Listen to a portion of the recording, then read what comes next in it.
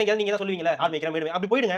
இந்த உலகத்தோடய நீங்க டச்ல இருக்காதீங்கன்றேன். இந்த எங்கயாவது நீங்க ஆடு மேய்க்க மாடு மேய்க்க கழுத மேய்க்க நீங்க தீவு அதிபர் அப்படி போயிடுங்க. நீங்க என்ன கேக்குற கைலாச மாதிரி ஒரு உலகத்தை உருவாக்கிட்டு சொல்லிருக்காரு. எனக்கு இங்க வாழ ஒண்ணு எனக்கு சோத்துல விஷத்தை வச்சு நீங்க சாவடிச்சிரு.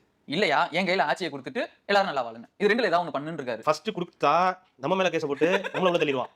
ரெண்டாவது கொடுத்தா அவரு நமக்கு சோத்துல விஷம் வச்சு நம்மள முடிச்சிருவாரு. இந்த ரெண்டுத்துல எது நடந்தாலும் அழிவு நமக்கு தான். அவருக்கு ஒரு நஷ்டமும் கிடையாது. சாவரானே சொல்லி சரிப்பா அப்படின்னு சொல்லி உங்ககிட்ட ஆட்சியை கொடுத்தோம்னா அடுத்து என்ன ஆகும்? முடிஞ்சு போச்சு. நம்ம எல்லாம் சாக வேண்டியதான். அப்ப அண்ணன் தனியா தான் ஆட்சி பண்ணணும். அது ரொம்ப கஷ்டமா போயிடும். அதனால அதெல்லாம் வேண்டாம். உங்களுக்கு அவ்வளவு வெறுப்பு வருது.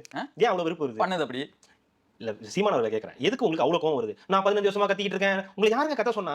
நீங்க தேர்தல் அரசியலுக்கு வரீங்க. தேர்தல்ல நிக்கிறீங்க. கூட்டணி வைக்க மாட்டேன்றீங்க. அட்லீஸ்ட் வெற்றி பெறதுக்கு ஏதாவது வியூகம் இருக்கும்ல. அதுவும் இல்ல. என்னடா வியூகம் கேட்டா விஜய் எதிர்க்கிறதா வியூகம்ன்றீங்க. 2 நாள் அமைதியா இருக்கீங்க. அப்படியே கை காலம் நடுங்க ஆரம்பிச்சு உடனே திட்ட ஆரம்பிச்சிடுறீங்க. அதுதான் இங்க பிரச்சனையே. விஜய் இவருக்கும் பிரச்சனை, அவங்களுக்கும் பிரச்சனை, அவங்களுக்கும் பெரும் பிரச்சனையா இருக்கு. 2 தொகுதி எதுக்கு நிக்கிறீங்க? அது உங்க பிரச்சனையா? 2 தொகுதி நிக்கிறதும் 3 தொகுதி நிக்கிறதும் உங்க பிரச்சனை கிடையாது. நீங்க ஒரு தொகுதி நிக்கிறீங்களா? அதுல ஜெயிச்சிருங்க. அதுக்கு நீங்க கஷ்டப்படுங்க. அதுக்கு ஏதாவது வியூகம் அமைக்க முடியுமா? அதை பண்ணு. ஜெயிக்கிறதுக்கு நான் கட்சி நடத்துறேன். அது இல்ல, அது எல்லாருக்கும் தெரியும். அது வேற. நான் என்ன சொல்றேன், உங்க அலுவல பாருங்க. ஏங்க நீங்க போய் விஜயவே பாத்துக்கிட்டு இருக்கீங்க? அப்புறம் என்னதான் உங்கள்ட்ட கொள்கை இருக்கு? நாங்க கேட்டா அந்த கொள்கை இருக்கு, இந்த கொள்கை இருக்கு, ரோட்ல இது வைக்க போறோம், சோலார் பேனல் வைக்க போறோம், அதை வைக்க போறோம், எரும மாடு ரோட்ல இருக்காது, பசு மாடே இருக்காது, ஆனாலும் பால் கொண்டு வருவேன், தயிர் கொண்டு வருவேன், உன்கிட்ட காசை கொடுத்துருவேன், ஏதாவது பேசுறீங்கல்ல, ஏதாவது உருப்படியா பேசி ஓட்டு வாங்குற வழியை பாருங்க. சம்பந்தமே இல்லாம விஜய் பத்தி பேசி அசிங்கப்பட்டு போவாதீங்க அவங்கள்ட்ட.